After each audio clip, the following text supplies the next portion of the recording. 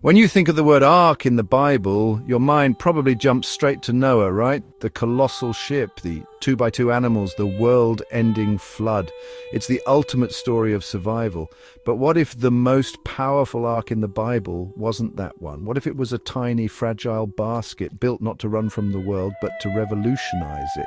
See, everyone knows Noah's ark was a vessel of preservation, but the Bible tells of a second ark. One that wasn't sent to escape a fallen world, but was launched directly into the heart of its most powerful and hostile empire to change it from the inside out. This is the story of two arks, two divine strategies, and a radical shift in what it means to save the world. So, to really grasp the power of the second ark, we have to remember the first. The world of Noah was drowning, and not just in water. It was drowning in its own corruption. Genesis paints a grim picture of a planet filled with violence. In one of the most painful lines in Scripture, it says God regretted that he had made man on earth. The whole human experiment looked like a catastrophic failure. The solution? A hard reset, a cleansing flood to wash away the chaos and start over. At the center of this plan was a man, Noah, and a vessel. God gives Noah incredibly detailed instructions for building an ark.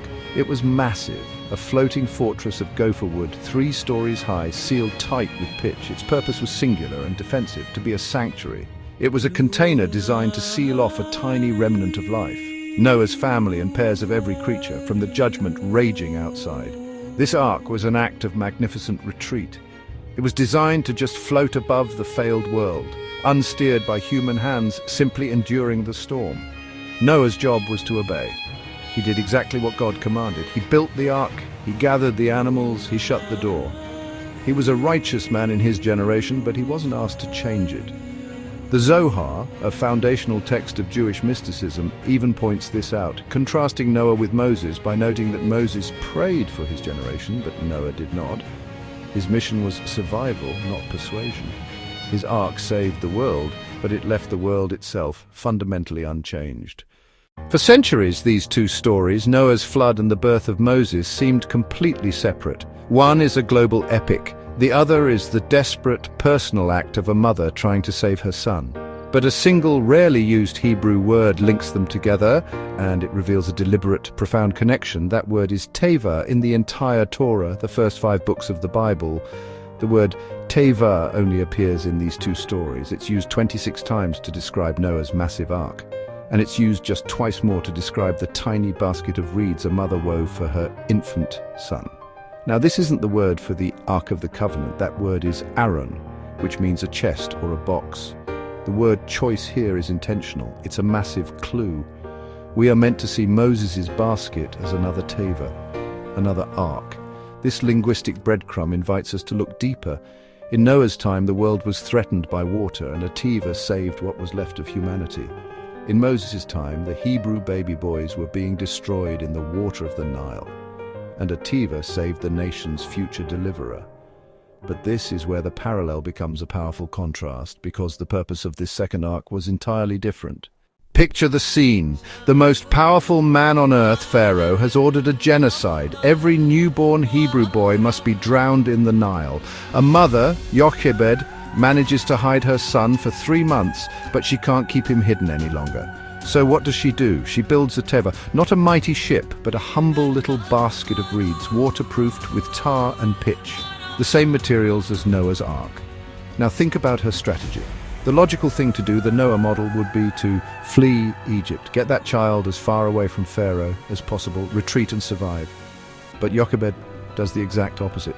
She takes her tiny, vulnerable ark and places it in the reeds of the Nile, the very weapon being used to destroy her people. And where on the Nile? Near the spot where Pharaoh's own daughter came to bathe. This wasn't an act of retreat, it was an act of audacious, faithful infiltration. She didn't build a fortress to hide from the empire. She launched a vessel of hope straight into its heart. This tiny ark, just like Noah's, had no rudder or sail. It was completely at the mercy of the currents and God's providence. But its destination wasn't some lonely mountaintop. Its destination was the inner sanctum of the enemy. This wasn't about saving a life from Egypt. It was about planting a liberator inside Egypt. This is a radical shift in strategy. The first ark was about God saving people from the world. The second is about God saving people through engagement with the world. The difference between these two arks shows us two profoundly different ways to live out our faith. As the late Rabbi Jonathan Sacks pointed out, Noah is the righteous man who keeps his hands clean in a corrupt world, but he doesn't change it. He's a survivor. His story even ends on a sad note, with him seemingly diminished by the trauma. He walks with God, but he doesn't walk out into the world to challenge its injustice. Moses is the exact opposite. The baby saved by that second ark grows up to be a revolutionary. Raised in Pharaoh's own palace, educated in the systems of the oppressor, he is uniquely positioned to take it all down. He doesn't build a wall to protect himself from the world. He marches right back into the court of the most powerful man alive and says, "Let my people go." Moses, the child of the tevah, doesn't just survive. He confronts, he challenges, and he leads a revolution that introduces an entirely new moral and spiritual code to the world.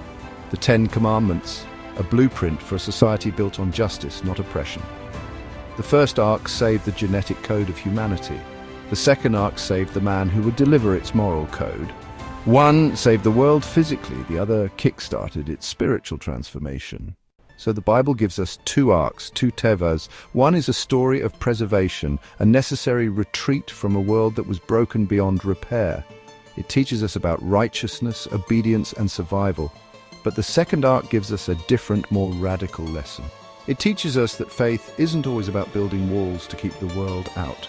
Sometimes it's about weaving a basket, no matter how small and fragile, and launching it into the most dangerous waters, trusting that God will steer it toward transformation. The story of Moses' basket is a quiet whisper that stands against the roar of the flood. It suggests that the biggest changes don't always come from hitting a giant reset button, but from a single, courageous act of faith that places hope right in the middle of where it seems most threatened. It's a move from a theology of withdrawal to a theology of engagement. And that leaves us with a deeply personal question. In our own lives, in a world that often feels just as chaotic and hostile, which ark are we building? Are we focused on constructing walls to retreat from the storm, just trying to survive? Or are we, like Moses' mother, weaving a basket? Are we willing to launch our hope, our faith, our future into the currents of the world, trusting that God can use our small, fragile acts of courage to transform an empire? If this story gave you a new way to look at these ancient texts, give this a like and subscribe to the channel. I believe the Bible is full of these hidden connections that have profound lessons for our lives today. Let us know in the comments which ark model resonates more with you right now and why. Thanks for watching.